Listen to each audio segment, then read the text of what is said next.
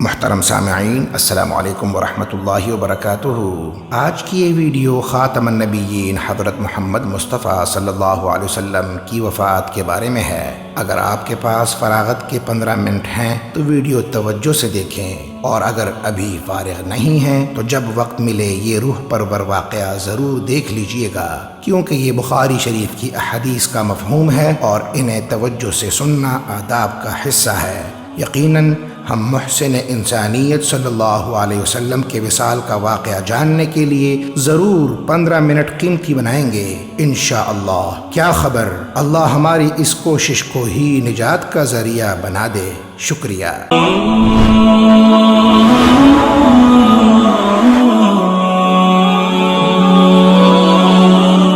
بسم اللہ الرحمن الرحیم۔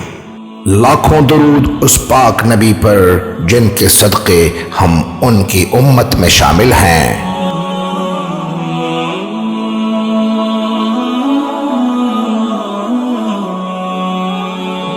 اگر آپ ہمارے چینل پر نئے ہیں تو چینل کو سبسکرائب کر دیجئے اور بیل آئیکن کو پریس کر دیجئے۔ شکریہ۔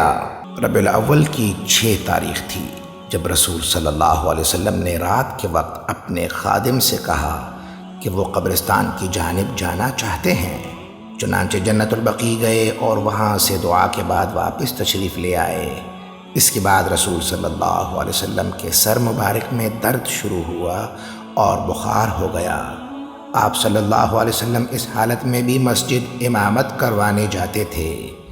آپ صلی اللہ علیہ وسلم نے وفات سے 4 روز قبل بروز جمعرات شام کی نماز پڑھائی اور سورہ مرسلات کی تلاوت کی۔ یہ آخری مکمل باجماعت نماز تھی جو آپ نے پڑھائی۔ رسول صلی اللہ علیہ وسلم جب بیمار تھے تو آپ صلی اللہ علیہ وسلم کی نوبت حضرت میمونہ رضی اللہ تعالی عنہ کے پاس تھی۔ آپ صلی اللہ علیہ وسلم اس حال میں بھی یہ فرماتے، این انا غدن، میں کل کہاں ہوں گا۔ ازواج مطہرات رسول اقدس صلی اللہ علیہ وسلم کے پاس آئیں اور فرمایا، آپ صلی اللہ علیہ وسلم جہاں چاہیں قیام فرمائیں، ہم سب وہیں آپ کی خدمت میں حاضر ہوں گی۔ رسول صلی اللہ علیہ وسلم نے فرمایا، مجھے عائشہ کے گھر لے چلو۔ چنانچہ آپ صلی اللہ علیہ وسلم جب بی بی عائشہ کے حجرے میں تشریف لائے تو آپ صلی اللہ علیہ وسلم کو 2 افراد نے کندھا دے رکھا تھا، جبکہ آپ نے دونوں افراد کے کندھوں پر بازو ڈال رکھے تھے۔ کمزوری اور نقاہت کا یہ عالم تھا کہ اپنے پاؤں نہ اٹھا سکتے تھے اور چلتے ہوئے قدم اپنے پیچھے کھینچ رہے تھے، یوں نعلین مبارک زمین پر لکیر کھینچتے تھے۔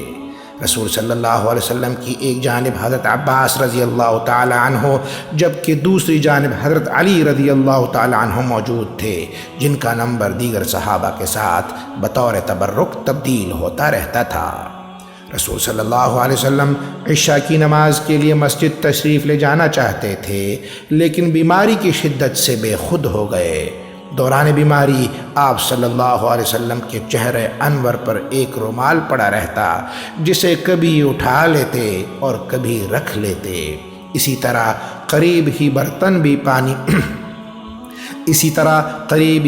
میں پانی تھا، اس میں ہاتھ مبارک ڈالتے اور چہرے انور پر مل لیتے اور کہتے، موت سکرات ہے، موت سختی اور شدت کا مرکز ہے۔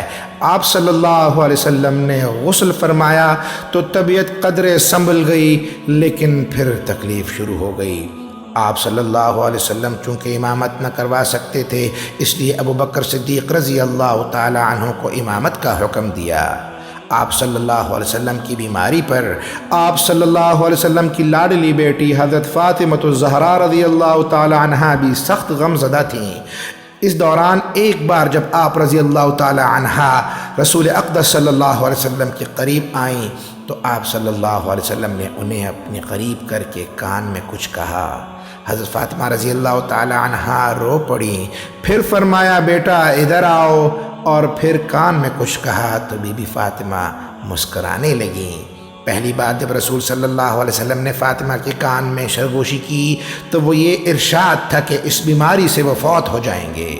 پھر رسول صلی اللہ علیہ وسلم نے فاطمہ سے یہ فرمایا کہ میرے خاندان میں میرے پاس جو سب سے پہلے آئے گا وہ تم ہوگی۔ چنانچہ بی بی فاطمہ رضی اللہ تعالی عنہ رسول اللہ صلی اللہ علیہ وسلم کے وصال کے 6 ماہ بعد فوت ہو گئیں۔ جب آپ صلی اللہ علیہ وسلم حضرت عائشہ رضی اللہ تعالی عنہ کے حجرے میں تھے تو بی بی عائشہ رضی اللہ تعالی عنہ آپ صلی اللہ علیہ وسلم کی حالت دیکھ کر غم سے نڈھال ہو جاتی تھیں۔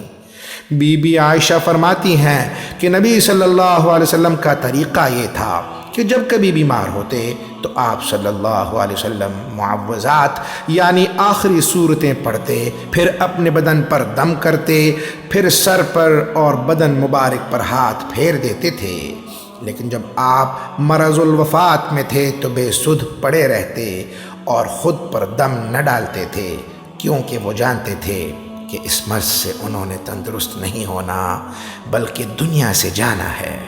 بی بی عائشہ رضی اللہ تعالی عنہ فرماتی ہیں کہ آپ صلی اللہ علیہ وسلم کی بیماری دیکھ کر مجھ سے صبر نہ ہوتا اور میں سوچتی شاید رسول صلی اللہ علیہ وسلم کو کمزوری زیادہ ہے، اس لیے میں ان کے پاس بیٹھ کر معوذات پڑھتی اور رسول صلی اللہ علیہ وسلم کے ہاتھ تھام کر ان پر شف کرتی تو پھر وہ اپنے ہاتھ بدن پر پھیر لیتے۔ چونکہ رسول صلی اللہ علیہ وسلم انتہائی شفیق تھے، اس لیے یہ نہ کہا کہ کیوں تکلیف کرتی ہو، میرا ارادہ تو سفر کا ہے، چاہے تم جو بھی کہہ لو، لیکن چلو اگر تمہاری محبت ہے اور تمہارا دل چاہتا ہے تو دم کر لو۔ چنانچہ بی بی عائشہ اپنی تسکین کی خاطر بار بار ایسا کرتی تھیں۔ پیر کے روز آپ صلی اللہ علیہ وسلم کی طبیعت بوقت فجر کچھ تھوڑی سنبھل گئی تو آپ صلی اللہ علیہ وسلم نے فجر کے وقت مسجد کا دروازہ کھولا اور صحابہ کو دیکھا۔ بھری جماعت دیکھ کر خوش ہوئے۔ صحابہ نے جو آپ کو دیکھا تو کھل اٹھے۔ آپ صلی اللہ علیہ وسلم نے ابو بکر صدیق رضی اللہ تعالی عنہ کو امامت کروانے کا حکم دیا اور واپس ہو گئے۔ حضرت ابو بکر صدیق رضی اللہ تعالی عنہ نے آپ صلی اللہ علیہ وسلم کو دیکھا تو تسلی ہو گئی۔ اس کے بعد رسول صلی اللہ علیہ وسلم کی حالت بگڑنا شروع ہوئی۔ حضرت عائشہ رضی اللہ تعالی عنہ فرماتی ہیں کہ رسول صلی اللہ علیہ وسلم کا سر مبارک میری جھولی میں تھا۔ میں نے ان سے دریافت کیا کہ آپ صلی اللہ علیہ وسلم کا دل مسواک کرنے کو چاہتا ہے۔ رسول صلی اللہ علیہ وسلم نے سر ہلایا کہ ہاں۔ میں نے پوچھا یا رسول اللہ مسواک نرم کر دوں؟ آپ صلی اللہ علیہ وسلم نے فرمایا اچھا ہے۔ تو حضرت عائشہ رضی اللہ تعالی عنہ نے مسواک منہ میں چبا کر نرم کر دی اور مسواک کے دندانے نرم کر کے باریک کر دیے، پھر جھٹکا تو ریشے خوب کھل گئے۔ اسے دھویا، پھر خوشبو لگا کر رسول صلی اللہ علیہ وسلم کو پیش کی، پھر آپ صلی اللہ علیہ وسلم نے اطمینان سے مسواک فرمائی۔ جب بیماری شدید ہو گئی تو آپ صلی اللہ علیہ وسلم پر غشی پڑنے لگی۔ پھر جب افاقہ ہوا تو چھت کی جانب دیکھا۔ بی بی عائشہ فرماتی ہیں کہ میں سمجھ گئی شاید کوئی اندر آیا ہے۔ دفعتاً حضرت عزرائیل علیہ السلام تشریف لائے ہوں گے جو اندر آنے کی اجازت طلب کرتے تھے۔ واضح رہے کہ جب کبھی حضرت عزرائیل علیہ السلام روح قبض کرنے آتے ہیں تو کسی سے اجازت نہیں لیتے۔ رسول صلی اللہ علیہ وسلم نے اندر آنے کی اجازت دے دی۔ حضرت عزرائیل علیہ السلام نے فرمایا یا رسول اللہ، جب سے مجھے روح قبض کرنے کی ذمہ داری سونپی گئی ہے میں نے کسی سے اجازت نہیں لی اور نہ ہی لینی ہے، لیکن آپ صلی اللہ علیہ وسلم کے بارے میں ارشاد ربانی تھا کہ اجازت ملے تو داخل ہونا وگرنہ واپس لوٹ جانا۔ پھر عزرائیل علیہ السلام نے فرمایا یا رسول اللہ، کسی کو اختیار نہیں دیا جاتا، لیکن آپ صلی اللہ علیہ وسلم کو اختیار ہے کہ جب تک دنیا میں رہنا چاہیں رہیں، اور جب آپ فرمائیں گے میں آ جاؤں گا۔ آپ صلی اللہ علیہ وسلم نے جبرائیل سے فرمایا میرے رب سے دریافت کر کے آؤ کہ میرے جانے کے بعد میری امت کے ساتھ کیا سلوک فرمائیں گے، میں تب عزرائیل علیہ السلام کو جواب دوں گا۔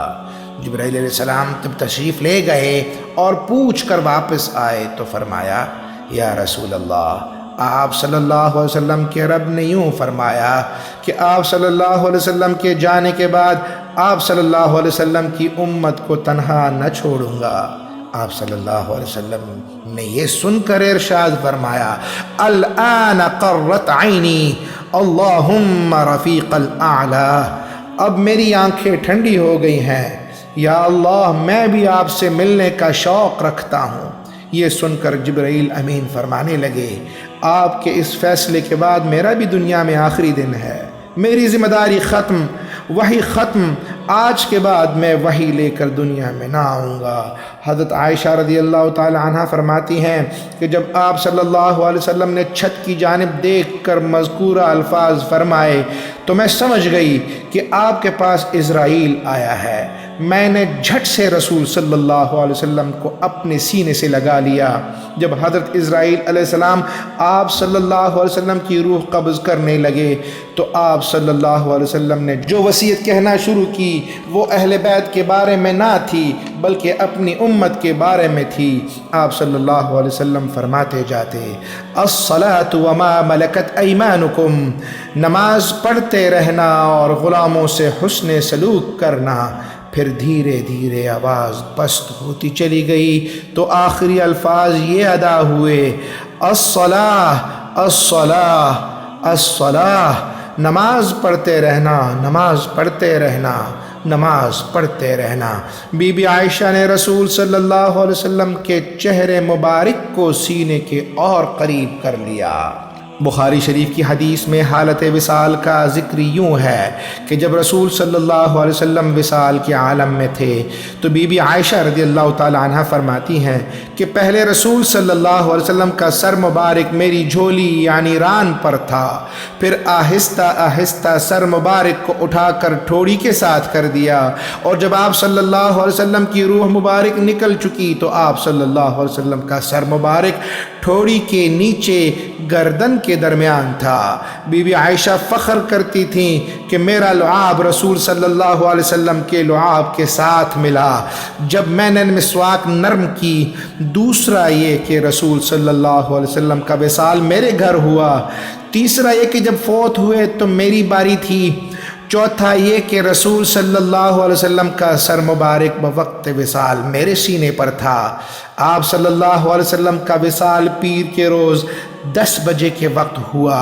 مرض الوفات میں آپ صلی اللہ علیہ وسلم نے حضرت فاطمہ کو وصیت فرمائی تھی کہ میری وفات پر افسوس نہ کرنا، آج کے بعد آپ کے بابا پر کوئی تکلیف نہ ہوگی۔ آپ صلی اللہ علیہ وسلم کے وصال کے بعد بی بی فاطمہ یوں کہتی تھیں، اے میرے پیارے ابا جان، آپ صلی اللہ علیہ وسلم نے وہ دعوت قبول کر لی کہ اللہ آپ کو بلا لیں، بہت سکون سے رہیں۔ وہ بابا جان جس کا ٹھکانہ جنت الفردوس ہے۔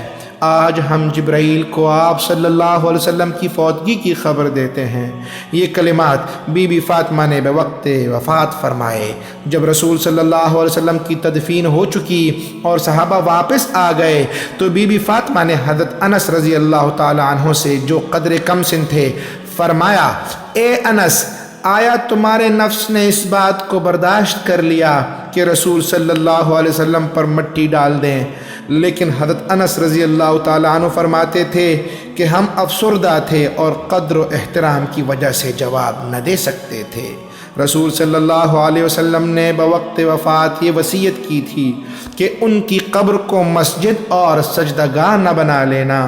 چنانچہ بی بی عائشہ رضی اللہ تعالی عنہا روضہ مبارک کو قفل رکھتی اور کسی کو اندر نہ جانے دیتی تھیں۔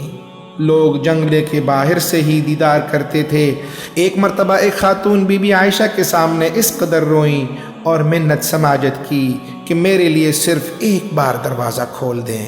خاتون کی حالت دیکھ کر بی بی عائشہ کو ان پر ترس آیا تو دروازہ کھول دیا۔ جیسے ہی وہ خاتون قبر کے نزدیک گئیں تو شدت فراق اور غم سے فوت ہو گئیں۔ پھر عائشہ رضی اللہ تعالیٰ عنہ فرماتی تھیں کہ اب کسی کے لیے قفل نہ کھولوں گی۔ سامعین، یہ واقعہ بخاری شریف کے باب مرض النبی و وفاتہ کے ضمن میں موجود احادیث سے اخذ کیا گیا ہے۔ اقول قولی واستغفر اللہ لی ولکم ولسائر المسلمین۔